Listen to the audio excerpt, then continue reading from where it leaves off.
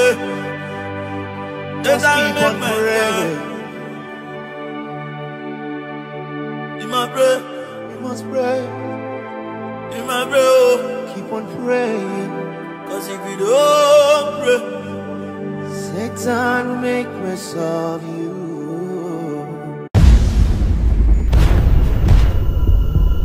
Seigneur, donne-nous la foi. Accorde-nous la foi. La prière ne sera que l'expression de cette foi. L'expression de cette foi que j'ai en toi. La foi me dit que je suis inébranlable, ainsi soit-il.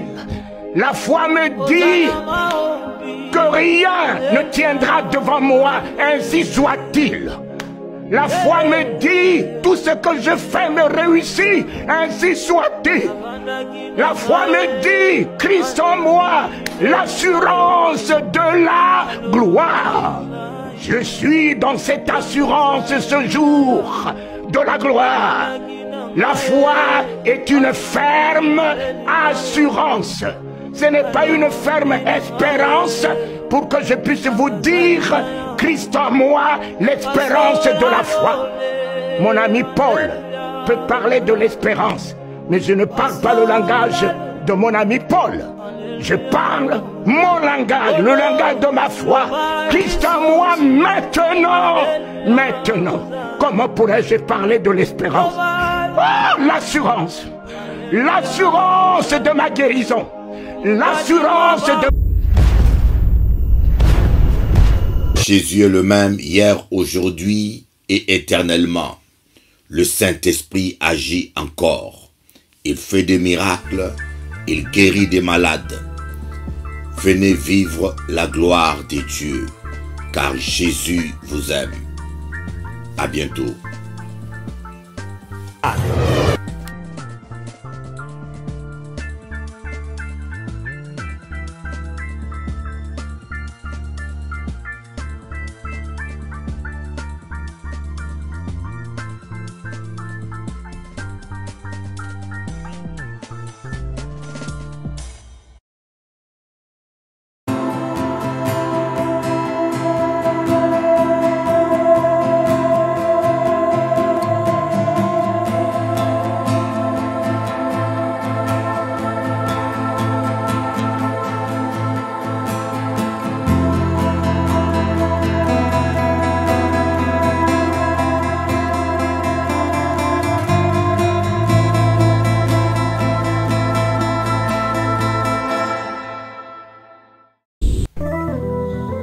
Le temps parlera, qui vivra verra. Le temps est la lieu du juste. N'envie pas le méchant qui réussit dans ses voies. Ce serait mal agi. Garde le silence, confie-toi en l'Éternel, et tu verras la gloire de Dieu. Rira bien, rira le dernier. C'est pas par le mensonge que tu réussiras. Le temps parlera un jour. Le temps parlera un jour. Qui vivra verra bien un jour. Ce que tu sers, tu le moissonneras. Time alone, oh time will turn. Time alone, oh time will turn. Ma maman, depuis qu'elle est partie, je n'ai jamais plus connu cet amour profond et altruiste. Je l'ai espéré dans les femmes et dans les enfants. Je ne récoltais que déception dans ma vie. Seul Jésus peut combler ton cœur, mon ami. Seul Jésus peut t'aimer d'un amour éternel. Jah will never give the power to the body man in this world. Dieu est vivant. Jah will never give the power un jour à ta faveur. In this world. guérira les derniers. Never give the power. À Dieu la vengeance, to the body, la rétribution. In this world, time alone will turn. In this world, time alone will turn. Le temps parlera, solution des temps. Don't cry my brother, don't cry my sister.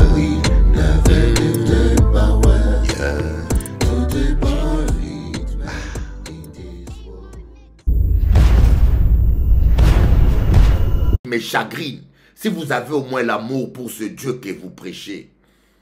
J'ai tellement entendu les gens dire il y a trop de désordre, les gens se plaindre, il y a trop de désordre dans l'église. Mais est-ce que nous-mêmes, le pasteur, c'est nous-mêmes qui commençons à mettre les désordres? On aime bien accuser les chrétiens, on aime bien corriger les chrétiens, on aime bien prêcher les chrétiens, mais on ne se prêche pas soi-même. Et c'est nous qui mettons les désordres dans l'œuvre de Dieu aujourd'hui. Un pasteur ne peut pas ordonner un pasteur, ça n'a pas de sens. Montre-moi dans la Bible. Montre-moi un seul passage dans la Bible où un pasteur ordonne un pasteur. Montre-moi un seul passage. Nous voyons Jésus envoyer les apôtres. Nous voyons dans la Bible l'existence d'un conseil apostolique. Les apôtres, les docteurs ont envoyé Paul comme apôtre, accompagné de Barnabas. Voyez? Donc là, vous voyez déjà que un apôtre est établi par un conseil apostolique. Un apôtre, ce n'est pas quelqu'un qui se lève tout seul un bon matin, je suis apôtre. Vous, mes frères africains, entiers aujourd'hui, vous vous levez le matin, je suis apôtre. Ça pullule partout. Vous n'êtes même pas capable de montrer qui vous a établi apôtre.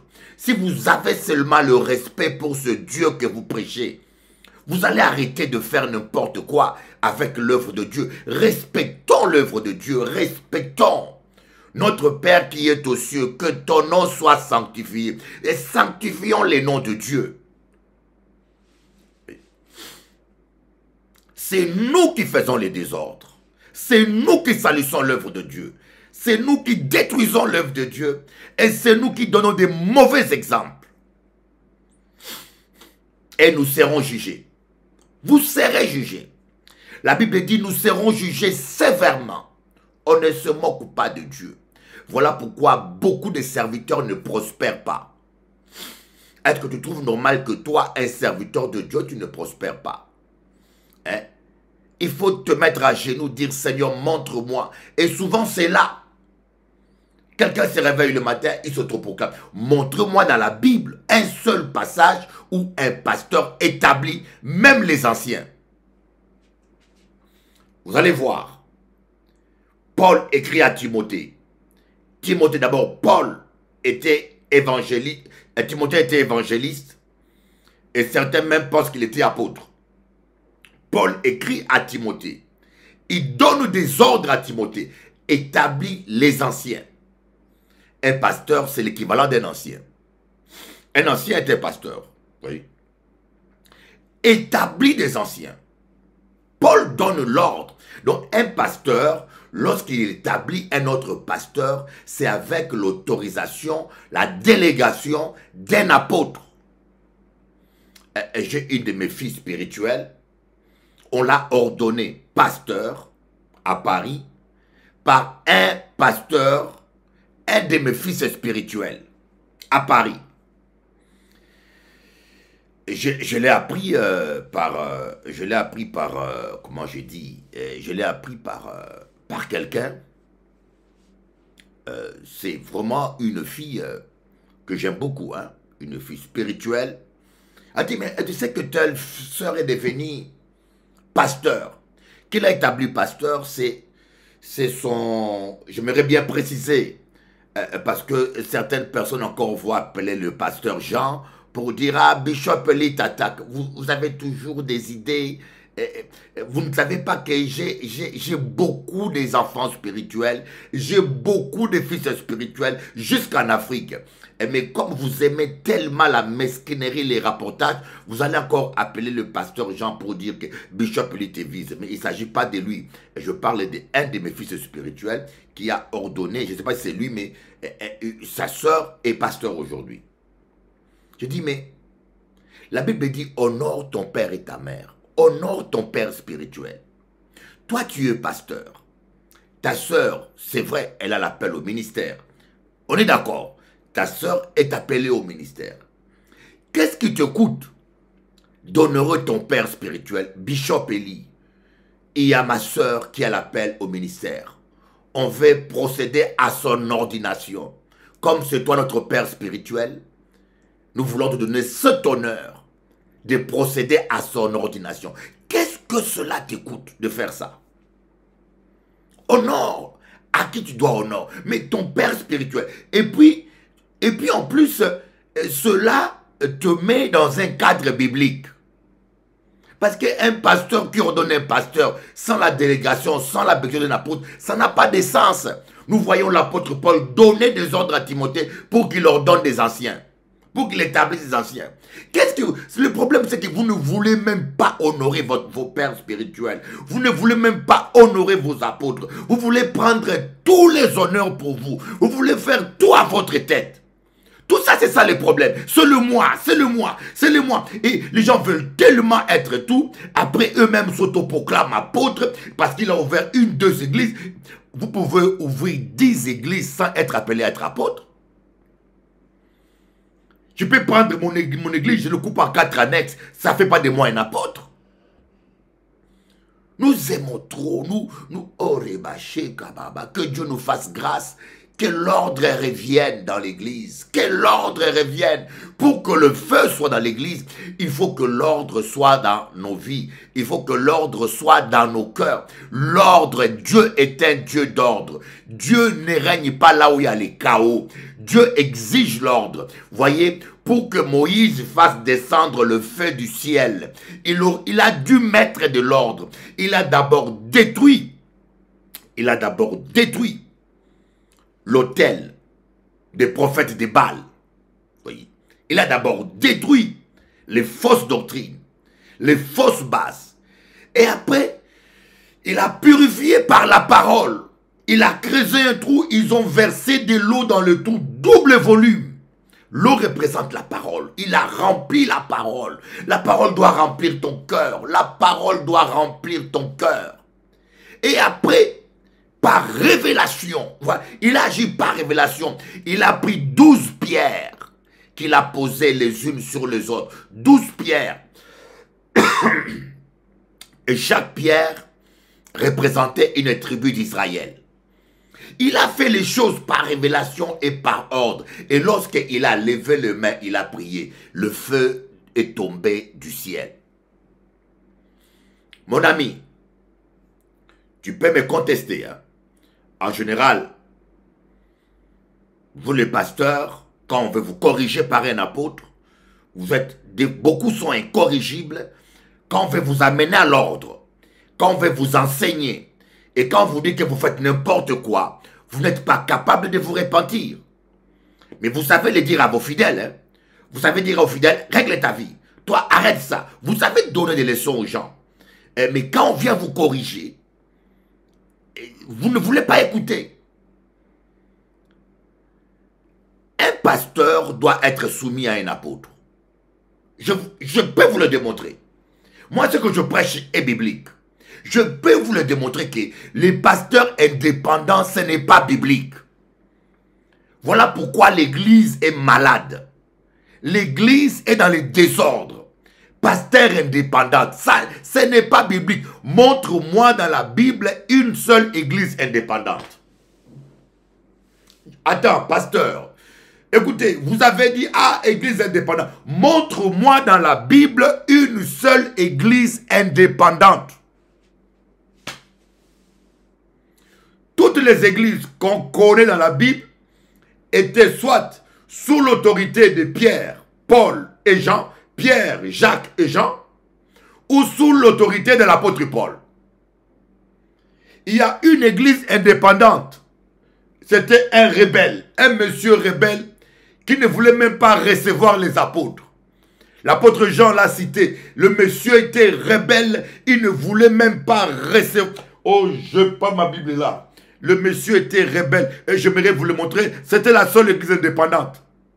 Montre-moi une église indépendante. Toutes les églises, église d'Éphèse, église de Corinthe, église de Rome, église de Thessalonique, église de Galates, ils étaient tous soumis à l'autorité de l'apôtre Paul et l'apôtre Paul donnait des consignes et des ordres. Bon, maintenant, votre comportement là, hein, vos pasteurs, votre comportement, vous êtes indépendant parce que vous êtes rebelle. Parce que vous êtes insoumis et rebelle. Vous vous comportez comme un gourou. Vous êtes des gourous. Si on ne vous l'a pas dit, je vous l'ai dit. Fâchez-vous. Fâchez-vous avec moi. Fâchez-vous avec moi. Ça ne m'empêche pas. Jésus est mon ami, ça me suffit. Mais je sais que ce que je dis est la vérité.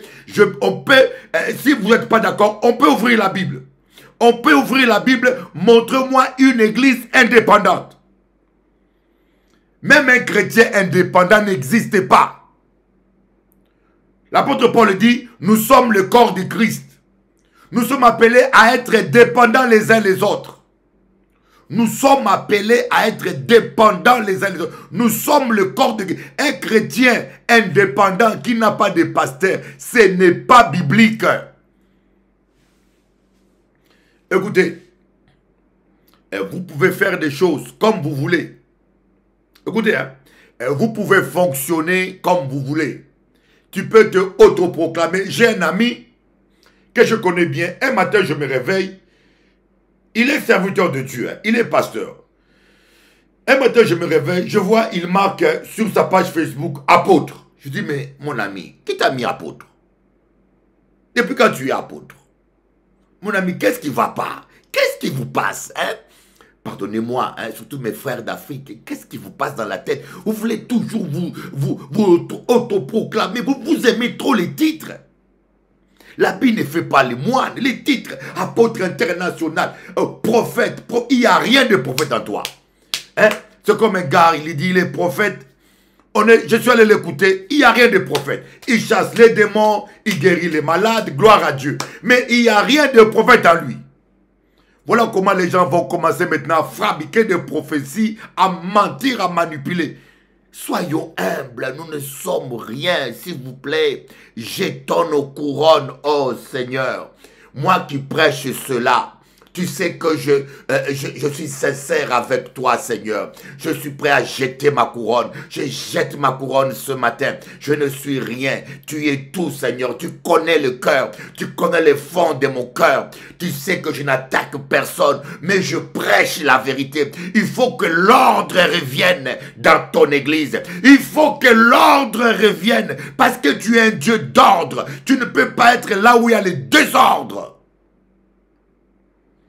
Les gens, quand ils parlent de l'ordre dans l'église, ils pensent que c'est les chaises qui doivent être bien rangées. Ah, Dieu est un Dieu d'ordre. Il faut que les armoires soient bien rangées, que le pantalon du pasteur soit bien repassé. Non, c'est l'ordre spirituel. L'ordre spirituel. Si vous voulez que l'Esprit de Dieu vous accompagne et agisse, mettez l'ordre. Mettons l'ordre dans la maison de Dieu. Et je crois que vous qui me suivez, vous ressentez ce message apostolique que je donne. Un apôtre a un message apostolique. Il a une onction apostolique. Un pasteur, quand il prêche, il édifie les chrétiens. Mais un apôtre édifie les ministères et les établit. C'est ce que je suis en train de faire, tout en essayant de vous apporter quelque chose d'édifiant aussi. Alléluia. Merci Jésus pour ton amour. Merci Seigneur, nous t'aimons. Merci Seigneur pour ta présence. Merci Jésus. Oh, béni sois-tu Dieu. Nous sommes très nombreux aujourd'hui, très nombreux à suivre cette parole bénie. Oh Seigneur, rends-nous dignes de toi. Seigneur, rends-nous dignes. Oh Dieu, rends-moi digne, Seigneur. aide-moi Seigneur. Vous savez, des fois, quand je prêche, le Saint-Esprit se met à me révéler des choses. Par exemple, ce message que je vous donne là, je ne l'ai pas préparé. Je prépare presque jamais des messages. Je vous demande de ne pas me suivre. Dieu utilise chaque personne à sa manière. Je dis bien, Dieu utilise chaque personne à sa manière. Ne me copiez pas. Restez vous-même et laissez le Seigneur vous guider.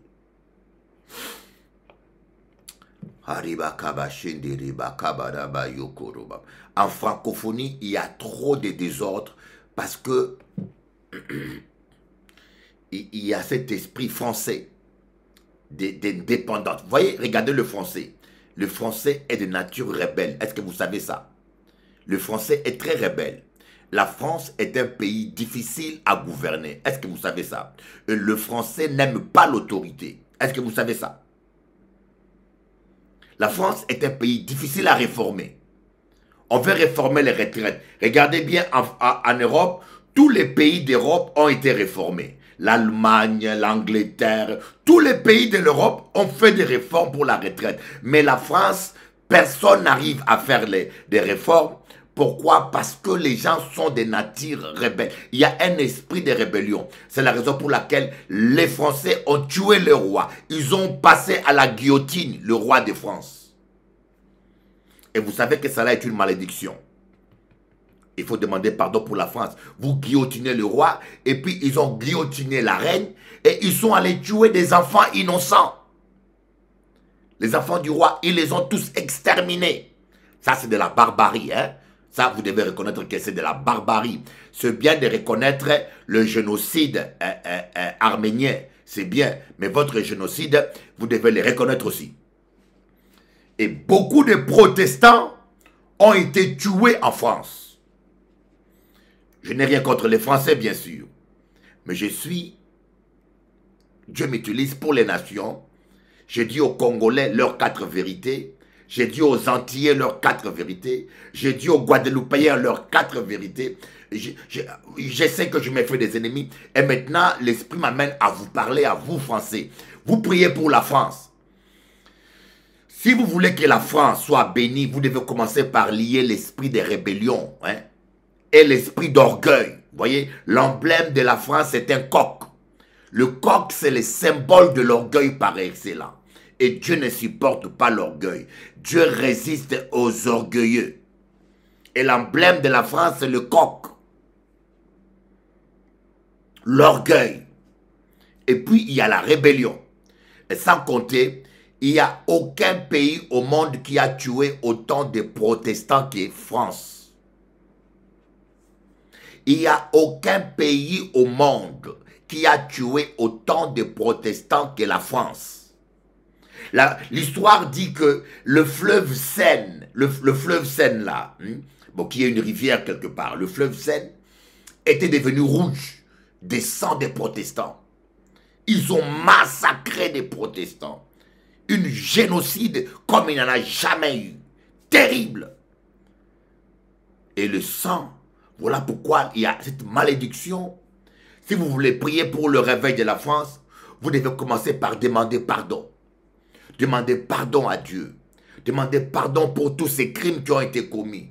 Pour tous ces protestants qui ont été tués. Vous ne voyez pas que le réveil a du mal à décoller en France. Et cet esprit de francophonie, ça a été transmis à tous les pays africains francophones.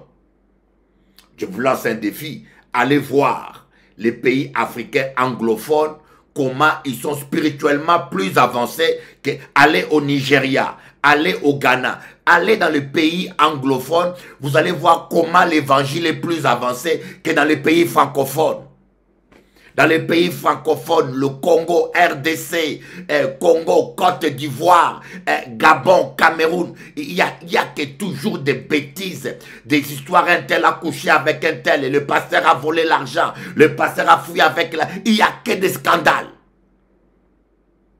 Allez voir vous-même que le réveil a du mal à décoller. Voilà pourquoi il faut briser cette malédiction. Au nom tout-puissant de Jésus-Christ, le Fils de Dieu, Nous venons briser cette malédiction. Kambareba Kaba Shotoro Baba. Dans le nom glorieux et tout-puissant de Jésus, nous venons briser toute malédiction. Comme je dis, honore ton père et ta mère. Que pensez-vous? Une fille qui se marie et n'invite pas son père. Que pensez-vous? Un fils qui se marie n'invite pas sa mère ni son père pour venir doter. C'est un déshonneur. Hein? Il va inviter le voisin, il va inviter son frère. Hein? Il va inviter son frère pour le représenter pour un mariage. Que pensez-vous que un fils se marie, au lieu d'inviter sa mère pour tenir sa mère ou son père, il invite son grand frère. Et son grand frère aussi accepte. Ça veut dire que son grand frère manque de respect à ses parents et le fils lui-même déshonore ses parents.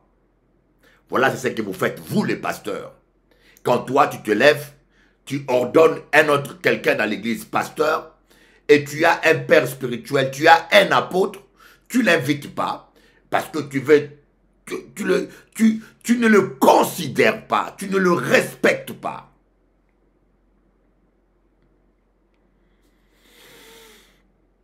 Et vous savez, nous ne cherchons pas les honneurs. Hein. Nous ne cherchons pas les honneurs.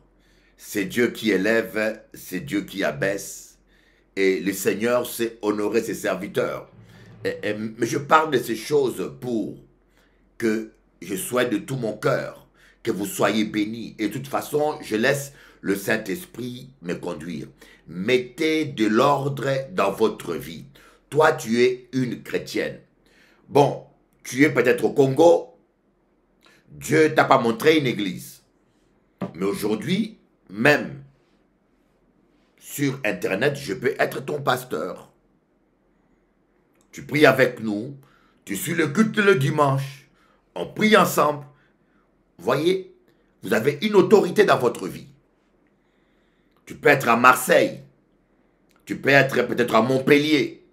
Et à Montpellier, ton pasteur, c'est celui qui te nourrit. Voilà, c'est simple. Quelqu'un n'est pas ton pasteur parce que tu vas t'asseoir sur le banc et tu l'écoutes. Non, ton pasteur est celui qui te nourrit spirituellement. C'est l'instrument que Dieu utilise pour te nourrir. Et si tu as un problème sérieux, tu as besoin d'un conseil, tu appelles ton pasteur. S'il est occupé ou parce qu'il est en voyage, il doit s'organiser pour avoir des anciens autour de lui. C'est ça le rôle des anciens. Les anciens sont comme des pasteurs et les anciens vont répondre. Et un ancien est obligé de faire un rapport au pasteur. Aujourd'hui, on a des anciens, on le met ancien, il fait des cachotteries avec des fidèles. Le pasteur ne sait même plus qu'est-ce qui se passe dans l'église. Quelqu'un qui tombe, il va voir un ancien. Ah, je suis tombé. Ne dis pas ça au pasteur. Et l'ancien est tellement stupide, charnel. Quand on dit stupide et charnel, diabolique. Il accepte de garder les secrets comme ça avec les fidèles. On appelle ça la déloyauté. On t'a établi ancien. Fais le rapport à ton pasteur. Parce que c'est lui le responsable devant Dieu des âmes que Dieu lui a confié. Il t'a fait confiance. Alors respecte sa confiance. Normalement, il ne doit pas avoir de cachotterie entre un pasteur et les anciens.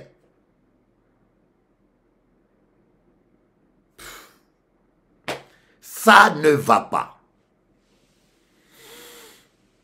C'est comme aujourd'hui, un ancien démissionne. Un ancien démissionne. Et on trouve ça normal. Un ancien démissionne. Est-ce que c'est biblique?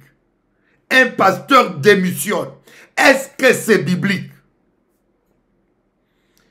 Je dis bien, je vous parle, vous mes frères, les serviteurs, mais pourquoi vous ne respectez pas la parole de Dieu? Tu es un pasteur qui démissionne. Montre-moi dans la Bible, montre-moi dans la Bible un pasteur démissionnaire. Montre-moi dans la Bible. Regardez bien, suivez.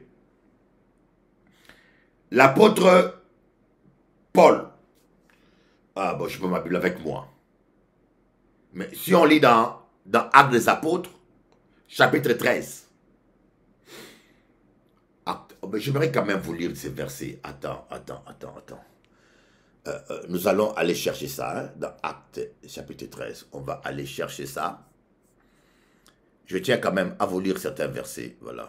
Biblidia, voilà. Actes.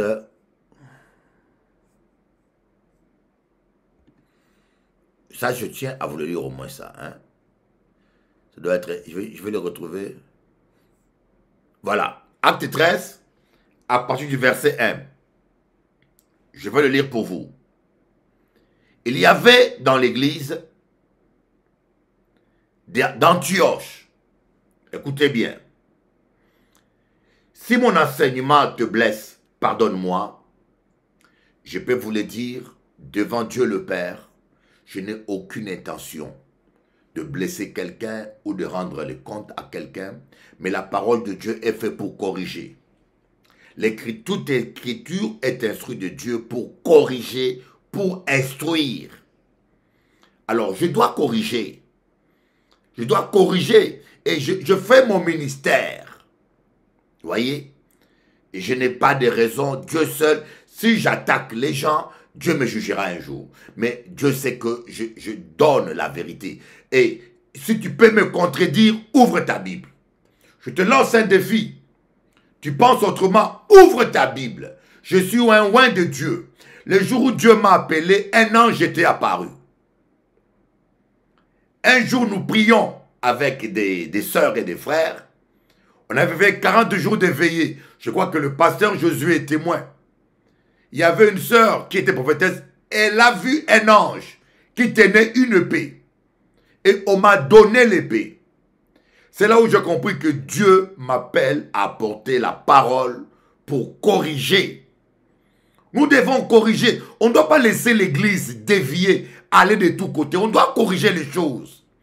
Et vous les pasteurs, quand vous êtes concernés, vous avez fait une erreur, ayez le courage de vous humilier, de dire oui, là, j'ai déconné. Alors, comment je corrige? Ayez le courage. Même moi, je peux déraper. Ayons le courage de nous humilier. Ne gonflez pas comme une grenouille. Vous n'êtes pas infaillible. Nous sommes tous faillibles. Même moi qui vous prêche là. Si demain je fais une erreur, je suis prêt à me corriger. Mais ce qu'il y a de plus dur aujourd'hui, c'est de corriger un pasteur. Hein. Il y avait, Acte 13, il y avait dans l'église d'Antioche des prophètes et des docteurs. Barnabas, Siméon, appelé Niger, Lucius de Cyrène, Manaën, qui avait été élevé avec Hérode le tétrarque et Saül, pendant qu'ils servaient le Seigneur dans leur ministère, et qu'ils gênaient. Le Saint-Esprit dit, mettez-moi à part Barnabas et Paul pour l'œuvre à laquelle je les ai appelés. Pour l'œuvre ou pour le ministère. Le ministère, l'œuvre, c'est le même mot. Pour l'œuvre ou les ministères à laquelle je les ai appelés. Voilà comment on envoie des ministres. Ce n'est pas quelqu'un qui se lève seul. Ah, Dieu m'a envoyé, Dieu m'a envoyé, Dieu m'a envoyé, Dieu m'a envoyé ici, Dieu m'a envoyé. Il n'y a que toi. Hein? Tu es Dieu. Tu es Dieu. Tu deviens notre Saint-Esprit. Hein? Tout le monde doit te suivre au pas. Hein? Dieu ne parle que dans ta tête. Le jour où tu auras la schizophrénie, tu vas demander à tous les chrétiens de se déshabiller. Ils vont, vous savez, dans une église, vous ne devez pas suivre un homme. Vous devez suivre le Saint-Esprit. Les chrétiens, quand vous n'avez pas la conviction de quelque chose, vous avez le droit de dire non. Moi, j'ai une chrétienne qui m'a dit, Bishop Eli, je ne fais pas ça. Je ne sens pas la conviction. Je l'ai écouté. Un vrai homme de Dieu respecte la conviction des gens. Quelqu'un qui vous oblige à agir contre votre conviction n'est pas inspiré par Dieu. Parce que la Bible dit, tout ce qui n'est pas produit d'une conviction est un péché. Donc, Paul ne s'est pas lancé comme ça. Paul n'a pas dit, Barnabas, à partir d'aujourd'hui, tu es mon adjoint, on y va. Non! Il servait Dieu dans le jeûne et la prière. Voyez? Il servait Dieu dans le jeûne et la prière. Est-ce qu'aujourd'hui, les serviteurs, bon, on peut appeler ça fédération, voilà. Fédération, c'est plusieurs ministères. Vous voyez, les hommes de Dieu priaient ensemble. Les docteurs, les pasteurs, les apôtres, ils étaient tous unis. On dit les docteurs au pluriel. Les prophètes, les docteurs. Et quand ils prient ensemble, le Saint-Esprit parle. Ils ordonnent. Alors, Paul et Barnabas, vous êtes ordonnés maintenant. Allez-y pour cette œuvre. Vous comprenez? Paul ne s'est pas lancé comme ça. Dieu confirme toujours. Même Jésus, le Fils de Dieu, même Jésus, le Fils de Dieu, a été ordonné, présent. Ordonné veut dire reconnu, présenté officiellement par Jean-Baptiste. Et toi là, qui t'a ordonné? Tu te lances tout seul, apôtre. Demain, on t'a ordonné pasteur. Maintenant, tu te fais autoproclamer apôtre. Qui t'a ordonné? On ne sait pas. Ah, le Seigneur m'a dit, le Seigneur. Et quand les chrétiens te posent la question, tu es fâché. Mais pose-lui la question qu'il a ordonnée. Posez-lui la question. Ça suffit. Ça suffit, j'ai dit. Ça suffit avec votre désordre. C'est vous qui chassez le Saint-Esprit. C'est vous qui attristez le Saint-Esprit par votre comportement charnel, orgueilleux. Aïe, ba. Badakanda babadaba. Eh bien, je sais que pour m'écouter, il faut aimer Dieu. Le message que je prêche, c'est dur, je le sais, je le reconnais. Pour m'écouter, il faut aimer Dieu. Si tu es dans le péché, tu vas me détester. C'est sûr ça. Il y a peu d'hommes qui m'aiment, je vous avoue.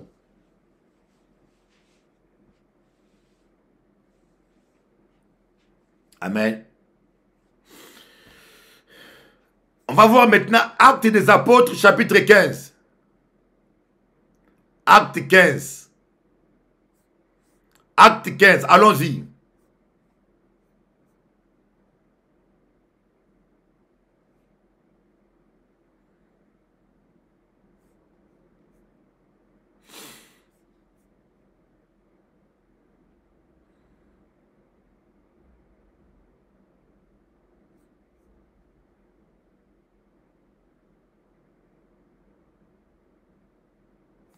Verset 36. On va lire 36. Quelques jours s'écoulèrent, après lesquels Paul dit à Barnabas, « Retournons visiter les frères dans toutes les villes où nous avons annoncé la parole du Seigneur, pour voir en quel état ils sont. » Paul était le leader. Barnabas était prophète, mais c'était Paul qui était le chef. Il faut toujours respecter les leaders. La femme doit respecter son mari qui est le chef. Alors, Barnabas voulait amener aussi Jean, surnommé Marc. Donc, Barnabas a pris la décision d'amener Jean, surnommé Marc. Je ne sais pas qu'est-ce qu'il lui a pris. Étaient-ils copains? Mangeaient-ils ensemble? Apparemment, ils avaient une grande affinité. Mais Paul jugea pas convenable de ne pas prendre avec eux celui qui les avait quittés depuis la Pamphylie et qui ne les avait point accompagnés dans leur œuvre. Paul a dit, pas question. Ce monsieur-là a déjà montré sa déloyauté. Il ne nous a pas accompagnés. Il nous a quittés. Moi, Paul, je juge qu'il ne nous accompagnera pas. Suivez bien. ce dissentiment fut assez vif. Donc entre Paul et Barnabas, il y avait un dissentiment, un désaccord aussi vif pour être cause qu'ils se séparent l'un et l'autre. Dieu a dit, mettez-moi à part Paul et Barnabas. Dieu, il ne faut pas que l'homme sépare ce que Dieu a uni. Que cela soit dans le mariage, que cela soit dans le ministère, que cela soit dans la prière. Il ne faut pas que l'homme sépare ce que Dieu a uni. C'est un principe. Ne contredis pas Dieu. Quand Dieu unit deux personnes, il y a un but. Même s'il y a problème, même s'il y a désaccord, même s'il y a injustice, il ne faut pas accepter la séparation. Élie a dit à Élisée, laisse-moi partir. On se sépare là. Élie a dit à Élisée, on se sépare là. Nos chemins s'arrêtent là. Laisse-moi partir. Élisée a dit, ah, non, non, non, non, Élie, non, non, non. Pas question. Pas question. Tant que tu es vivant, je ne te quitterai pas.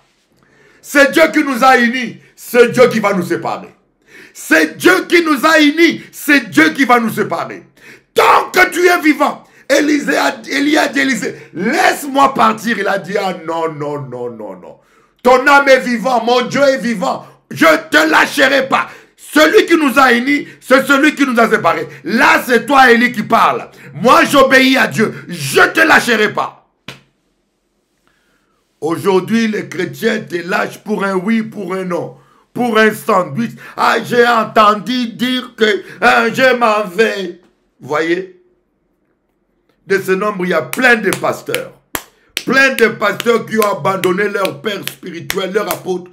Pour un oui, pour un non, pour des peccadilles.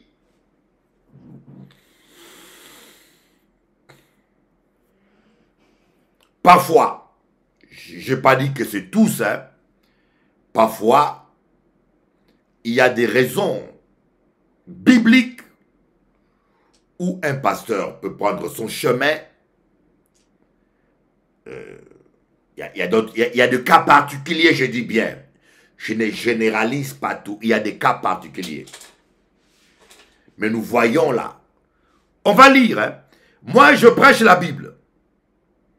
Je vous cite les Écritures. Je ne suis pas en train de parler dans le vide. Je prêche la Bible et je vous démontre au travers de la Bible ce que je vous dis.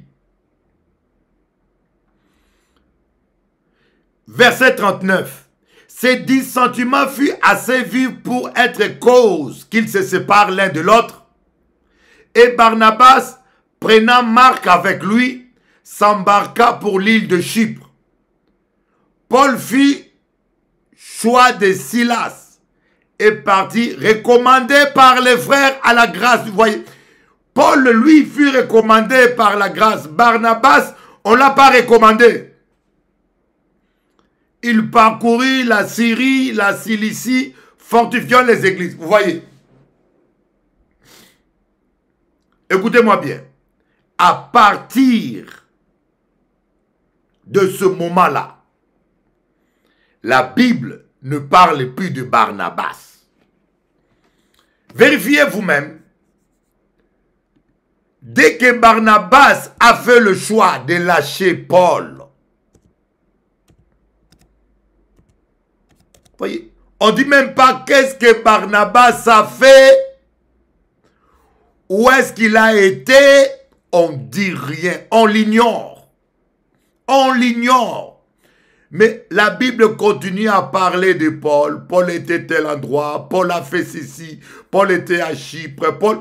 La Bible parle de Paul jusqu'à ce que Barnabas soit revenu s'humilier et retrouver Paul. Et vous savez, vous pouvez aller prêcher partout. Hein? Vous pouvez vous rebeller et aller prêcher là où vous voulez. Vous pouvez le faire. Mais Dieu vous ignore. Dieu vous ignore. La Bible dit, beaucoup vont chasser les démons, beaucoup vont guérir des malades. Je leur dirai, je ne vous connais pas, je ne vous ai jamais connu. Vous pouvez même établir des églises à gauche, à droite, mais Dieu vous ignore, mon ami. Voyez, lisez simplement, allez dans le glossaire. Allez dans le glossaire, tapez Barnabas. Hein? Vous allez voir que la dernière fois que le nom de Barnabas est dans la Bible, c'est dans Acte 15. Allez dans le glossaire ou dans la Bible online, tapez recherche Barnabas. Vous allez voir que le dernier verset où on a écrit le nom de Barnabas, c'est Acte 15. C'est là. Paul et Barnabas eurent, eux, avec un débat vif. Les frères disaient que Paul et Barnabas montèrent à Jérusalem vers les apôtres et les enseignèrent pour leur cette question. Donc, à un moment donné, Paul et Barnabas se sont retrouvés. Ils se sont réconciliés. Et Dieu a commencé encore avec eux. Amen.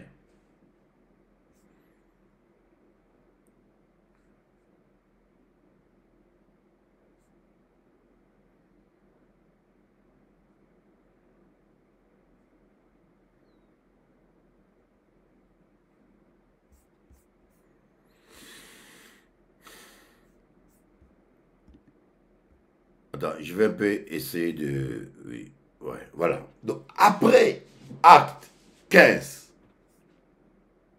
on ne parle plus de Barnabas, ni de ce qu'il a fait. Dieu ignore. Dieu n'a même pas dit les miracles. Sûrement, il a fait des miracles. Sûrement, il a baptisé des gens. Sûrement, Dieu l'a utilisé pour guérir les malades. Parce que Dieu honore toujours sa parole. Mais dans le plan parfait de Dieu, il n'existe plus. Il n'existe plus. Vous savez, il y a des gens là qui ont des grandes églises, mais devant Dieu, il n'existe pas.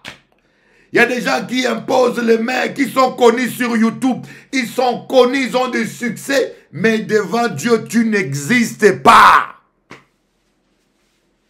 Pour les hommes, tu existes.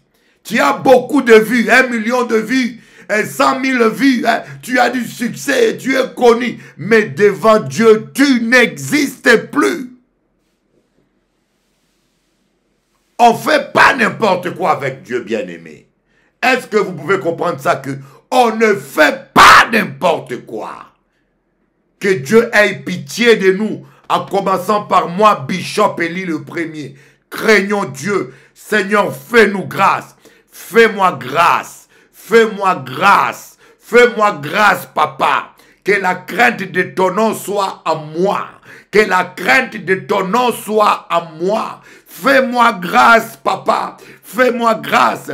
Si quelque part, je fais quelque chose qui t'a pas plu, qui peut être un obstacle à ton œuvre, à ma destinée, ne me laisse pas ignorant, révèle-le-moi. Si quelque part il y a quelque chose qui ne va pas dans ma vie, que je dois corriger, oh papa, ne me laisse pas ignorant, révèle-toi à moi papa, montre-moi ce que je dois changer, corrige-moi, révèle-moi, sonde mon cœur, sonde mes reins, ô Éternel, ne me laisse pas ignorant de mes erreurs et de mes fautes. Soyons humbles. Que celui qui pense être debout prenne garde de tomber. Vous voyez, moi je vous prêche la parole, je vous démontre dans la parole. Et ce que je vous prêche là, c'est un message que vous n'avez jamais entendu. Ces deux passages-là. Le message tel que je le présente, je peux vous dire, aucun apôtre, aucun docteur l'a déjà présenté comme ça, ni sur YouTube, ni sur Internet. Parce que ce que je vous donne m'a été donné par Jésus-Christ lui-même. Je l'ai dit, je lance un défi. Peut-être qu'il y a quelqu'un, à mon insu, à qui Dieu a donné le même message. Mais ces deux passages-là, hein, que je donne pour illustrer le ministère, comment Dieu envoie et comment c'est important de respecter le leader. Quand Dieu met un leader, tu dois respecter. Ces deux passages-là, je peux vous le dire, je n'ai jamais vu un homme, un être humain le développer comme ça. Je ne suis pas un copiste. Je ne copie pas. Je ne vais pas lire les vidéos des gens pour recopier comme plein de charlatans le font comme ça. Vous devez rester authentique. Ce que je vous donne, c'est comme ça que je l'ai reçu de Jésus-Christ lui-même. Et quand je vous dis de Jésus-Christ, c'est pour vous dire que ce n'est pas la chair et le sang. Ce n'est pas des choses que j'ai appris en théologie ou des choses qu'on m'a appris à l'église ou des choses que j'ai appris dans une vidéo. Parce que beaucoup de gens maintenant, ils vont aller dans les vidéos sur internet, ramasser des messages et puis ils viennent dire Dieu m'a dit, Dieu m'a dit, Dieu m'a dit, des menteurs. Pour que Dieu te parle, tu dois entrer dans sa présence. Tu dois chercher sa présence. Tu dois t'humilier. Tu dois briser la chair. Tu dois déchirer ton manteau. Tu dois enlever tes sandales. Tu dois abandonner le vieux manteau de Bartimée. Tu dois enlever les sandales de Moïse. Tu dois déchirer le manteau d'Élie. Tu dois t'humilier. Tu dois grimper les sycomores comme Zachée. Tu dois grimper les sycomores. Et tu dois affronter l'odeur de la putréfaction du corps de Lazare pour dire ôtez la pierre, même s'il sent mauvais, ôtez la pierre, Lazare sort.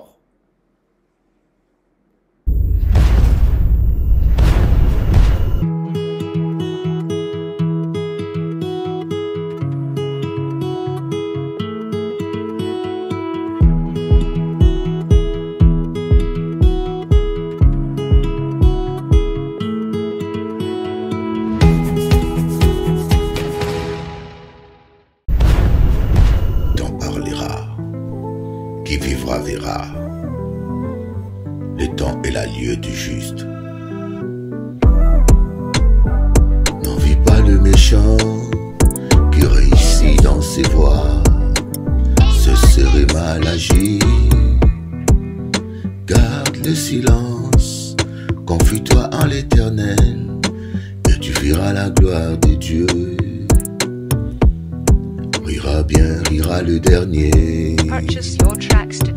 C'est pas par le mensonge que tu réussiras. Le temps parlera un jour. Le temps parlera un jour. Qui vivra verra bien un jour. Ce que tu sers, tu le moissonneras. Time alone, oh time will turn. Time alone, oh time will turn. Ma maman, depuis qu'elle est partie, je n'ai jamais plus connu cet amour profond et altruiste.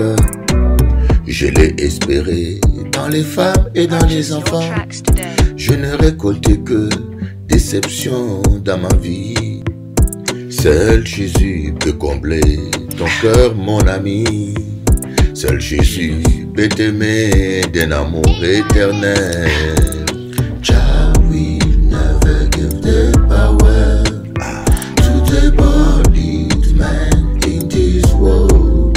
Dieu est vivant. Jah will never give the power un jour à ta faveur. Rira bien, rira le dernier. Never give the power. À Dieu la vengeance, to the body, la rétribution. In this world. Time alone will turn. In this world. Time alone will turn. Le temps parlera. Solution des temps. Don't cry my brother, don't cry my sister. We never give the power to the body in this world.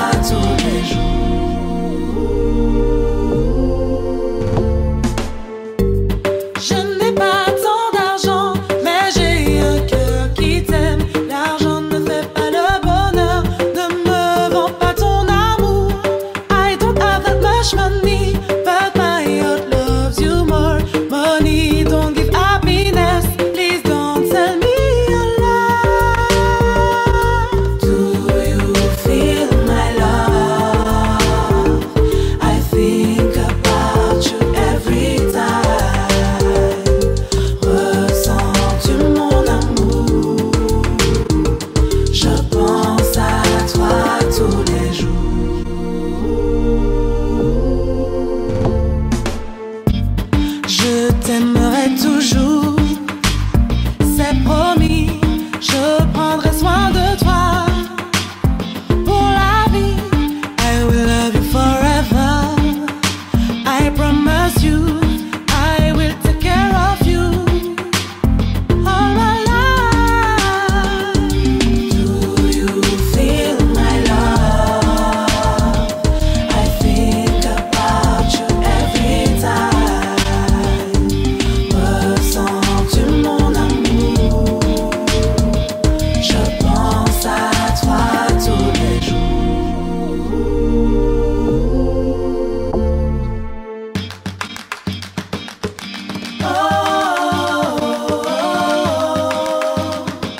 Yo te amo mucho, mi amor.